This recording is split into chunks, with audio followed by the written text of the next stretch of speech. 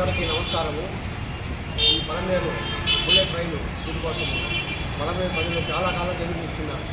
మేము పిల్లలప్పుడు 50 సంవత్సరాల ముందే పలమనేరుకి ట్రైన్ వస్తుంది అని గతంలో పెద్దలంతా చాలా పోరాటం చేశారు. అది ఆ రోజు కార్యరూపం దాచలేదు.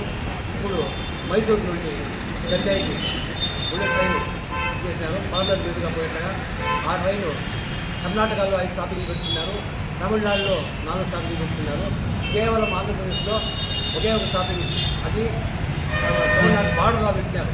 ఇది చాలా దారుణం కాబట్టి పలమనేరు ప్రజలు కోరిక మేరకు పలమనేరులో రైల్వే స్టాపింగ్ పెట్టాలని టీచర్స్ తరఫున పలమనేరు పట్టణ ప్రజలు, పరిసర ప్రాంతాల ప్రజల కోరిక మేరకు పలమనేరులో రైల్వే స్టాపింగ్ పెట్టాలని ప్రత్యేకంగా మన టీచర్స్ తరఫున మనవి చేస్తున్నాం.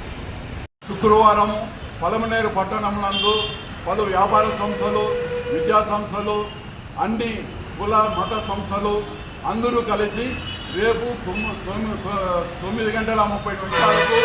ఏపీ ఎన్జిఓ హోమ్ వద్ద నుండి ర్యాలీగా బయలుదేరి జవలి వీధి, బజారు వీధి, గంగమ్మ గుడి, ఈశ్వరుని గుడి దగ్గరికి మీదుగా శ్రీకృష్ణదేవరాయల విగ్రహం వద్ద వరకు వచ్చి మానవారంగా నిర్వహించి మన డిమాండ్లను పరిష్కరించడం కొరకు పట్టణ ప్రజలందరూ కూడా స్వతహాగా మన భావితరాల కోసం మనమందరూ ఏకమై రేపు చేపట్టిన పలమనేరు పరిరక్షణ సమితి చేపట్టిన కార్యక్రమంలో పాల్గొనవలసిందిగా కోరుకుంటున్నాం. జై హింద్, జై పలమనేరు. అందరికీ నమస్కారము. మా యొక్క విజ్ఞప్తి, పలమనేరు పరిరక్షణ సమితి సందర్భంగా మేము బుల్లెట్ ట్రైన్ పలమనేరులో స్టాపింగ్ నిలిచేదానికి అవకాశం కావాలనేసి ప్రయత్నం చేస్తున్నాము. ఈ ప్రయత్నము ఇప్పటికోసమే కాదు, రాబోయే తరాలకందరికీ పనిచేస్తుంది కాబట్టి ఇది వచ్చేంత వరకు పోరాడాలని అనుకున్నాము. మేము శాంతియుతంగానే పోరాడతాము. మేమేం అలర్జీలు చేసి అడుక్కోవడం లేదు. మాకు ఈ సౌకర్యం కల్పించాలని ప్రభుత్వం వారిని కోరుకుంటున్నాము. ప్రజలందరూ కూడా దీనికి సహకరించి అందరూ కూడా రేపు జరిగే ర్యాలీలో పాల్గొంటే పలమనేరులో ఇంతమందికి కావాలని కోరుకుంటూ ఉన్నారనే విషయం పబ్లిసిటీ అవుతుంది. అప్పుడు వాళ్ళకు కూడా కొంచెం చలనం పుడుతుంది. ఎవరో 10 మంది పోయి వచ్చేసినంటే ఏమోలే అనుకుంటారు.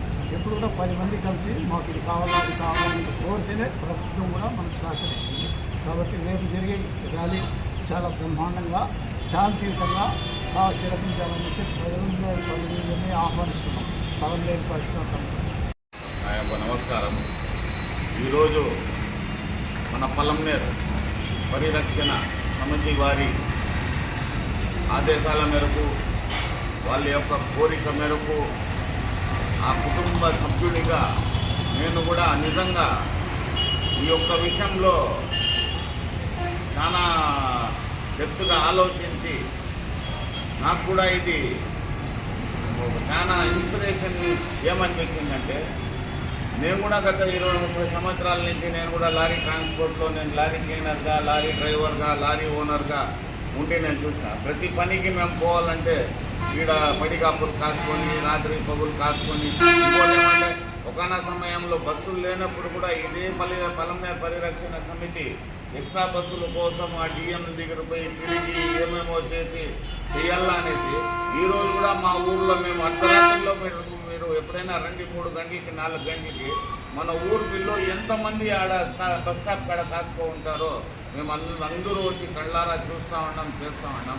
ఇది ఈ ఒక్క విషయం, ఈ ఒక్క బుల్లెట్ ట్రైన్ విషయం, ఇది కానీ ఆ పరమాత్ముడి దయ వల్ల మన ఊరి ప్రజల యొక్క కష్టంతో ఈ పరిరక్షణ సమితి వారి ఆలోచన కానీ ఇది సక్సెస్ అయిపోతే కేవలం ఒక్క ఐటీ వాళ్ళకే కాదు, కేవలం వీళ్ళు కాదు, మీకు తెలియని కొంతమంది నేను చెప్తాను.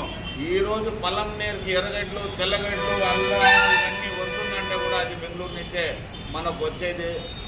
రెండవది ఈ నుంచి ఏమైనా నిత్యావసరాలు, ఎందుకంటే పలమనేరు అనేది మీకు తెలియదు ఒకటి, ఇది వచ్చి మ్యాంగో సిటీ, ఇది వచ్చి పౌల్ట్రీ సిటీ, ఇది వచ్చి అగ్రికల్చరల్ సిటీ, ఇది వచ్చి మన సెరికల్చర్ సిటీ, అదే కాకుండా ఇది మిల్క్ సిటీ.